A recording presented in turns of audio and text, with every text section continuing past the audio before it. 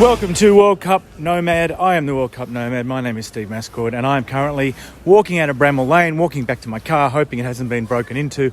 It was England 94, Greece 4, and I just heard a guy say, I watched that when I were younger. What's that? League? So 18,500 people there today. And we think it might have been the biggest ever rugby crowd of either code in Sheffield, and certainly a reversal of fortunes for the World Cup after some poor attendances early. Good crowd last night too, 14,500 at Headingley. So I think the World Cup organisers will be pretty chuffed really that the last 24 hours. I'm off to St Helens now, where Australia are taking on Italy. And what can I say about that game? I mean, it was obviously very one-sided. Good effort for Greece to at least get one try. And Dom Young got 4 tries in the first half. If he'd added one more, he would have equalled Chris Radlinski's record of 5 against the United States in 2000. Some people don't count that game because it was a warm-up game for the World Cup. I like Rugby League Project. If they count it, I'll count it. So, a bit of drama also, a bit of discussion about the Ireland team, the players going home, and Jamaica saying it was disrespectful. It means the organisers don't think they can win their game this weekend. Organisers coming back and saying, well, that's not true at all.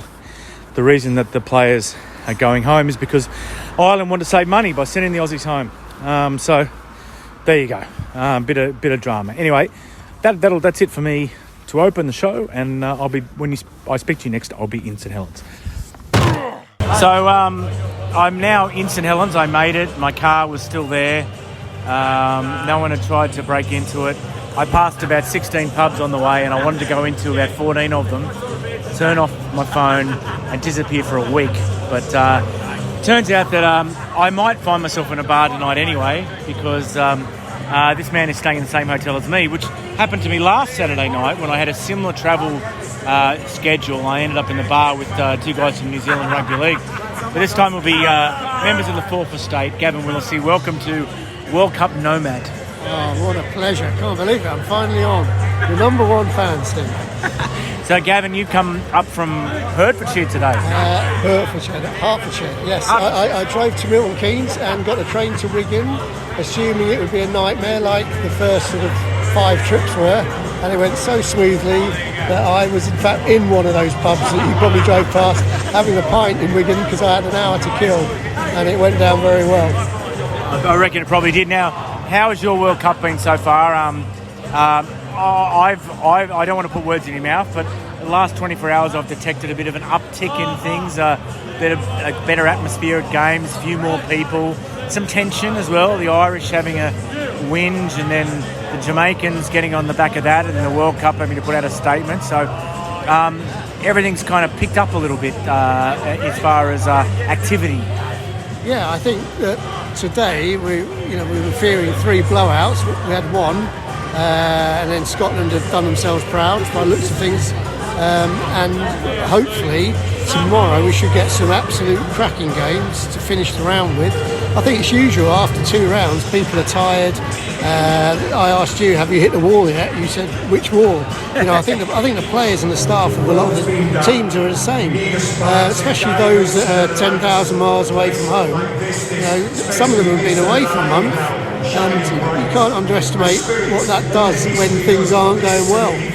You've had a little bit to do with Italy over the years, Gavin. In fact, I think on my Facebook memories the other day, I think we were in somewhere like Padova at dinner, and it showed up just 2 weeks ago in my Facebook memories. So where is Italian Rugby League at the moment? In fact, Italy and Scotland are your kind of areas of expertise, and they're 2 areas where people discuss domestic activity a lot at this tournament. So where are they both at in terms of domestic activity? Well, I'd say that, I'm in with Italy, Scotland and USA, and anyone I'm involved with, their domestic scene collapses.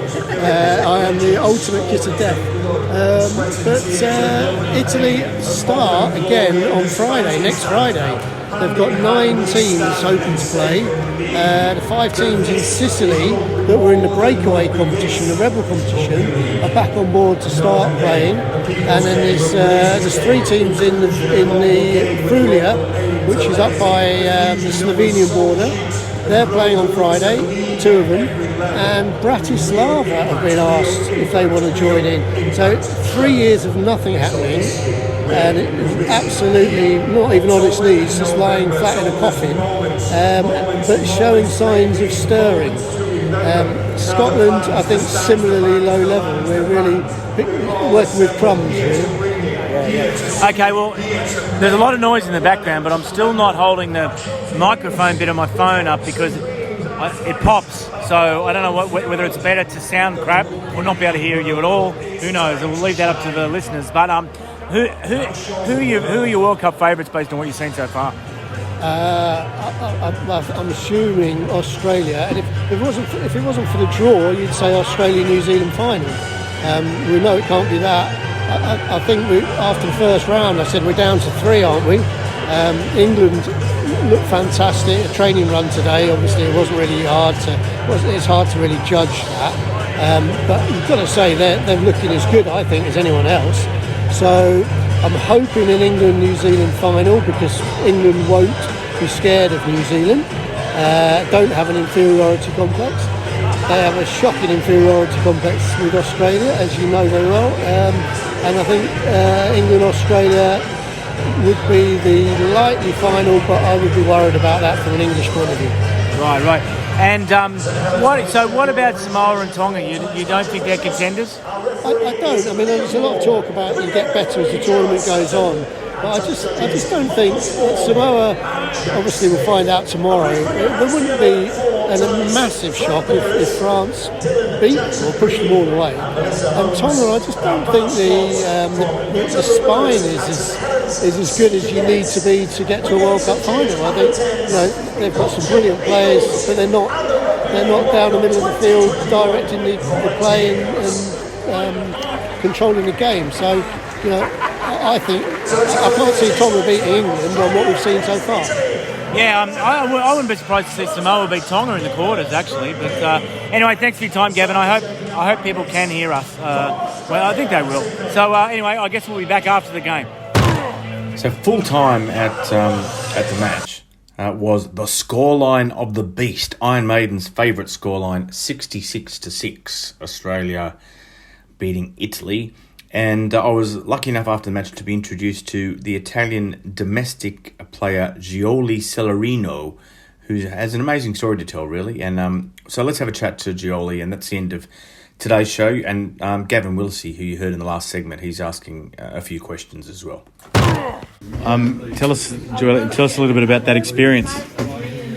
It's been something special. Obviously, as Gavin said, being the first full Italian playing in the World Cup, probably not playing enough for my taste. I wish to play more, but the important thing is I made it. It's been a very long journey, 9 years playing around the world, Australia, Wales, UK, England, Italy, France, and it's been an amazing journey, as I said. And be here tonight playing against the probably future champion of the world is going to be something very special, and I will always remember, and I will probably tell to my nephew as well. And what does the future hold for you now? Obviously, the future probably holds some fruit and some drinks, maybe. But what about for further ahead? I don't know, mate. To be honest, I'm just trying to enjoy the moment, the present. I have a good club in France where I also work as a teacher in the school, which is the career which I study for in university. There's a brilliant future in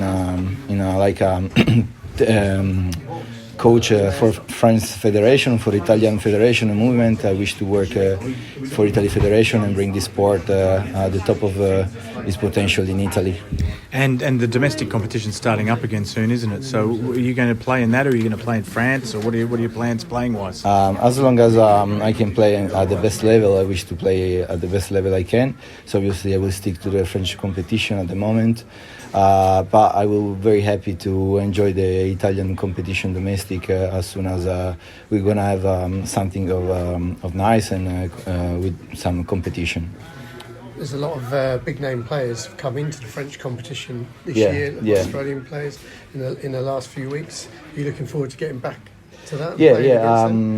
We got Sangonesk, Mitch Garwood in the middle, which is probably make the difference for our competition, and Corey Norman, James Maloney, obviously big names. I'm looking forward. Obviously, we're going pretty well. We won 2 on 4, and we're very looking forward for doing something special for this club, which is want to back winning something special after 20 years. Leo said in there that you deserved your opportunity. I know you only got 5 or 6 minutes, but that you'd given up a lot to pursue your rugby league dream. Probably it doesn't matter. It doesn't matter at this point how much I did play. The most important thing has been the journey, I think, because during this journey I find the most richness things I can looking for. Obviously more than play 6 minutes, and I've met lots of people, and I've done lots of great experience, which make me a richer man and a richer person. You've made history as the only Italian player to play in the World Cup. That's what Palumbo used to tell me for all the week. Make history. And then this cunt has arrived and scored against Australia the first try. He made history. He made history. We're very happy. One of my best mates. Obviously very, very, very happy for him. And that's a good story that we will remember for the entire life. Your next World Cup is only in 3 years. Will you be playing in it? I would like, if I'm saying I'm not thinking about it. Mm-hmm. Obviously, as I said, we're just looking at the present, and we'll see what's bring the future.